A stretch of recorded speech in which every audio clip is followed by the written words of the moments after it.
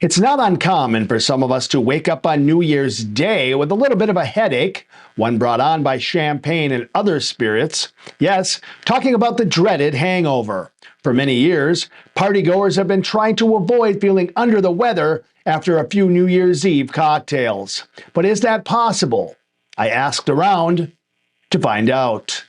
I'm gonna be like, well, I'm gonna plan to not have to do anything the next day. Cassie Mihalovich has a few methods to try to prevent a hangover. She also knows that on the day after a big night like New Year's Eve, she may have to just ride out a pounding headache, cold sweats, and nausea. So I set myself up. If I end up getting stuff done and I'm productive, then it's a bonus.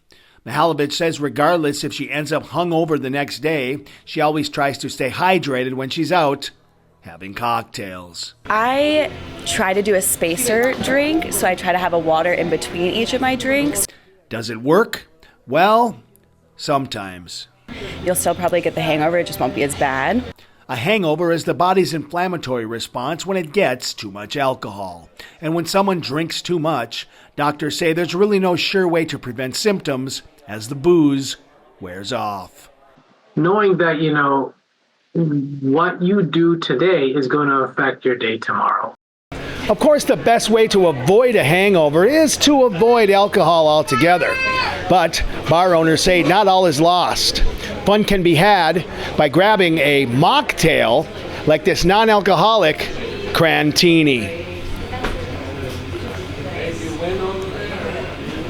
And you still feel like you're fitting in with everybody. We still serve it in a nice fancy glass. Sometimes it's your glassware that makes a difference on how you feel when you're drinking. And then there are the old adages some partiers live by to avoid hangovers, like a little hair of the dog, which means to drink a little of what made you hungover in the first place, and the one that I've heard very commonly is liquor before beer and you're in the clear. But does sticking to these expressions actually prevent hangovers? And they've actually shown to this, they've done a study on this, and it's actually not true. It is, in fact, a myth. Alcohol is alcohol. In Rockford, Jim Haggerty, Eyewitness News.